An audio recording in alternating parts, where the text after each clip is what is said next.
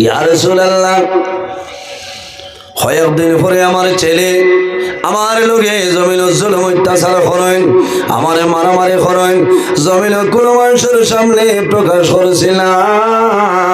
ইয়া রাসূলুল্লাহ আরেক দিনের ঘটনা হইল, আমার জাদু যখন হাজতে আইছ, আমার জাদুর বিবি খাল মন্ত্র দে, আমার জাদু গুসা হালতে আমার লগে ঝগড়া করিয়া আমার চুল ধরিয়া টান মারিয়া নিয়ে উঠানো ফেলাইছ। ইয়া রাসূলুল্লাহ আমার জাদু নিয়ে আমারে ওলা মায়ের মারছ, যে মারির কারণে আমার হাঁটুর গিলা পর্যন্ত জমিন বাইর হয়ে যায়। ইয়া রাসূলুল্লাহ আমার জাদু নিয়ে আমার শরীর মারছ, আমার শরীর তলে জোরে জড়াইয়া রক্ত বাইর হয়েছে। শেষ সময় আমার জাদুয়ে জমিন তলবার আঞ্চল আমার দ্বিখণ্ড করে লাইতা। ও সময় আমি আমার জাদুর বাসায় কইলাম, ও জাদুমণি আমার মারিও না, আমি মা তোমার বাড়ি ছাড়িয়া যাইব, আমি জীবনে কোনোদিন তোমার বাড়িতে আইতাম না। ইয়া রাসূলুল্লাহ আমার জাদুর ভাই যখন চাইলাম, আমার জাদুমণি আমার ভাই চাইছ।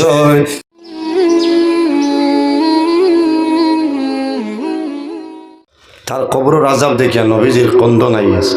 আল্লাহর হাবিবের সাহাবায়ে কেরামরে ডাকিয়া সামনে আনছে। একজন সাহাবী এর নাম হইল হযরত আবু যর গফারি। ইয়া আল্লাহ দেখটা ডাল লইলে না আবুই তো ওই তো না কষ্ট নেবেন ওই যা কারো কত বিল খিতা হয় আর এখানে সইল করি আইছে হওয়া নৌচলে ওইব উড়াউড়ি নাই। নবীজি ডাক দিছেন সাহাবায়ে কেরামের মাঝে, একজনের নাম হইল হযরত আবু যর গফারি রাদিয়াল্লাহু তাআলা আনহু। কইছেন আবু যর গফারি, ও যে মহল্লা দেখরায় তুমি যাও, গিয়া হই ওই কবরস্থান অত নম্বর কবর খার মুর্দে গান যদি কোনো আত্মীয় স্বজন হও তাহলে আমার কাছে তুমি লইয়া আয়। আচ্ছা ইনো কবরস্থান আছে না? কোন সাইটে? ও সাইটে আছে। আমি কইতাম পারমনি খার মা খার বাবা এই কবরস্থান পারমন, সম্ভব না। নবীজি ফরমাইন, হে আবু যর গফারি এই গ্রামও যাও, গিয়া হইও এই কবরস্থান অত নম্বর কবর খার মুর্দে গান যদি কোনো আত্মীয় স্বজন তখন তাহলে আমার কাছে লইয়াই। আবু যর গফারি রাদিয়াল্লাহু তাআলা আনহু নবীজির কথা শুনিয়া গ্রামও গেছেন, একবারই গেছেন, গিয়া ডাক দিছেন, কোনো আওয়াজ নাই, কোনো উত্তর নাই। মানুষ বাইর হয়েছে, সালাম করছে। এরপরে জিজ্ঞাসা করলা যে এই যে কবরস্থান আছে, এই কবরস্থানও তোমাদের কোনো মুর্দে গান আসন্ন বলে না। আরেকবারই যাই, যাওয়ার পরে মানুষ পাই কিন্তু মুর্দে গানের কোনো আত্মীয় স্বজন নাই। এইভাবে কয়েক বাড়ি যায়, মুর্দে গানের আত্মীয় স্বজন কোনো সময় মিলে না। শেষ সময় মনে হইল, আয় আল্লাহ আমি এখন উভয় সংকটের মধ্যে পড়লাম, তোমার নবী আমারে ফাটাইছ, এখন যদি আমি আত্মীয় স্বজন পাই না বড় বিপদ আছি। ও মাহবুব তোমার দরবার দোয়া করি আর আমারে আপনি মওলায় সামান্য সাহায্য করে আমারে সামান্য সাহায্য করিলাও। লম্বা ঘটনা আমি সংক্ষেপে জমাইয়া লাস্ট একবারই আবু যর গফারি রাদিয়াল্লাহু তাআলা আনহু গেছেন, গিয়া ডাক দিছেন। বোঝা যায় এই বাড়িত মানুষ আছে নইলে আওয়াজ নাই। আমার বুজুর্গ হযরত আবু যর গফারি রাদিয়াল্লাহু তাআলা আনহু বাড়িতে ঢুকেন, ডাক দিয়েছেন, বোঝা যায় মানুষ আছেন কিন্তু আওয়াজ নাই। ডাক দিয়েছেন, বোঝা যায় মানুষ আছেন, আওয়াজ নাই। ও সময় ফরমায়, আমি নবীর সাহাবী আইলাম, যদি কোনো মানুষ বাড়ি তাহলে দয়া করে আমার সামনে বাইর হয়ে যাও। হঠাৎ দেখা যায় একজন বৃদ্ধা মহিলা, বয়স্ক বেঠি মানুষ, লাঠি বর্দি বর্দি গর্তনে বাইর হয়েছে। আবু যর গফারি সালাম করলাম, মা গো আমি নবীর সাহাবী আবু যর গফারি, আল্লাহর হাবিবে হয়েছেন এই কবরস্থানেও অত নম্বর কবর তোমার কোনো আত্মীয় স্বজন আছেন? তখন বৃদ্ধা মহিলা খান্দি খান্দি হয়েছেন, ও নবীর সাহাবী, এই যে কবরের কথা করায় এই কবর আর কেউ নাই, আমার কলিজার টুমা জাদুমণি বলে, মা গো আল্লাহর হাবিবে কইছেন যদি সম্ভব হয় যাইতাই, আর যদি সম্ভব না হয় তাহলে মুহাম্মদুর রাসূলুল্লাহ তোমার বাড়ি পর্যন্ত আইবা। সেই বৃদ্ধা মহিলায় ফরমাইল, নবীর সাহাবী আল্লাহর হাবিবে খবর পাঠাইছ, আমি যাইম যদি হুকুম মানি না তাহলে বেয়াদবি হইব, তুমি আগে যাও, আমি তোমার পিছনে পিছনে আইতেছি। হযরতে আবু যরকে মারিয়ে ফরমাইল, আমি দেখলাম এই বৃদ্ধা মহিলা সামান্য অগ্রসর হইল, লাঠি বলদি বলদি অগ্রসর হয়, সামান্য পরে জমিন বইনে রেস্ট লয়, কোন কারণে ফাও বালালায় এইভাবে কষ্ট করে করে নবীজির সামনে গেছে।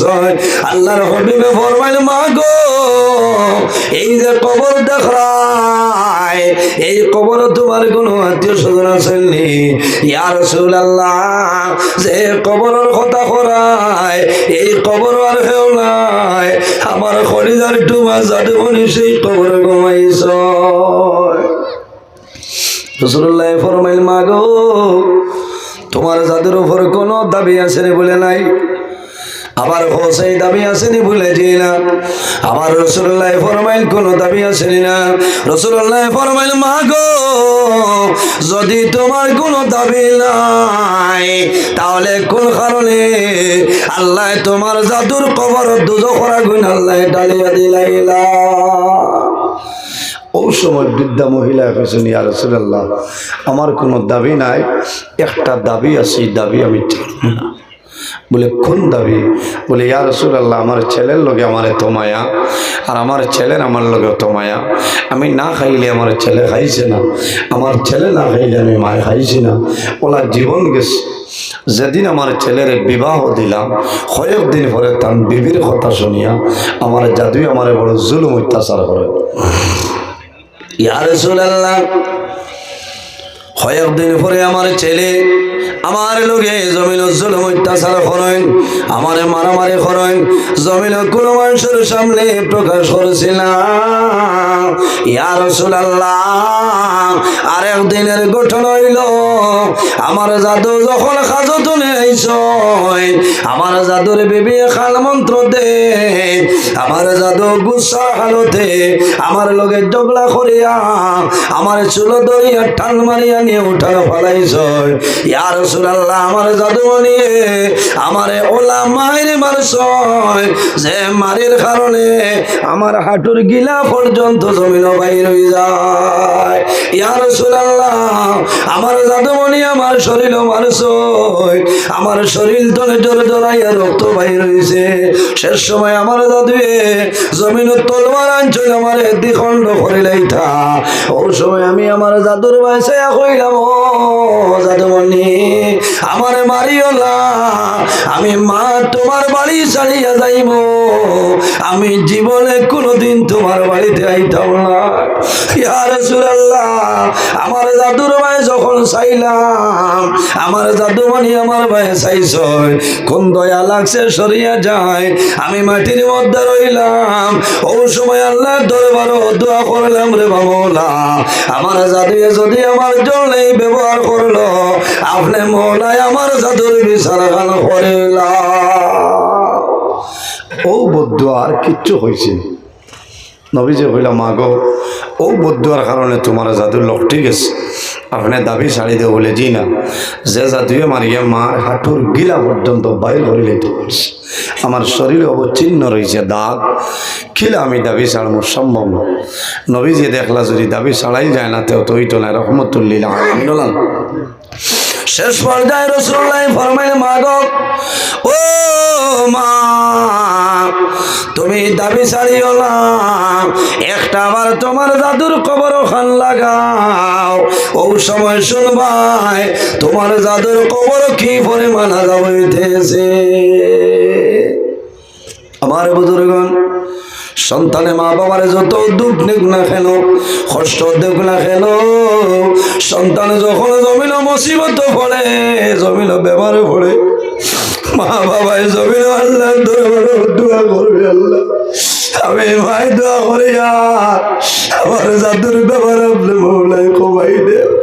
ও আমার বোন, আমি মায়ের দোয়া করি আর আমার জাদুর হায়াত তাহলে মোলায় বাড়াই দে। আল্লাহর হাবিবে ফরমাইল, মা গো তোমার জাদুর কবর খান লাগাও, তখন শুনবাই তোমার জাদুর কবর কোন আযাবর তুমি শুনিলাইবা। বৃদ্ধা মহিলায় যখন জাদুর কবর খান লাগাইছ, ওই সময় মায় জাদুর খান দুলার আওয়াজ পাইছ। আল্লাহর বন্দায় জানাইছে, মা গো আমার বুলার কারণে জমিল বদুয়া দিস নাই, আল্লাহ আমার কবর দুজোড়া ঘন্টা লিলাইছ, তোমার জাদুর জন্য দোয়া করো, আল্লাহ তোমার জাদুর কবর সময় হাসান দিলাইতা। আল্লাহর বান্দে খান লাগাইছ, জাদুমণির কান্দনের আওয়াজ যখন মায় শুনছ, আল্লাহর বান্দে মাথা তুলয় আল্লাহর হাবিবের কাছে নিবেদন করেন, ইয়া রাসূলুল্লাহ আর দেরি করিও না, আমার জাদু বানিয়ে জানতে পারেন না, আমার জাদুর কবর আল্লাহ দুজোড়া ঘন্টা লিয়ে দিলেইছে। ইয়া রাসূলুল্লাহ আমার জাদুমণির জন্য দোয়া করো, আল্লাহ যাতে আমার জাদুর কবর তলে দুজোড়া গুণ আল্লাহ সরাইতা। আল্লাহর হাবিবা আলাইহিস সালামে হাত তুলিয়া দোয়া করেন, ওই সময় মহিলায় ফরমাইল, আমিন আমিন। আল্লাহ লগে লগে এই বান্দার কবর তুলে দুজোড়া গুণ আল্লাহ সরাইলাই। সুবহানাল্লাহ। এর নাম মা এবং বাবা।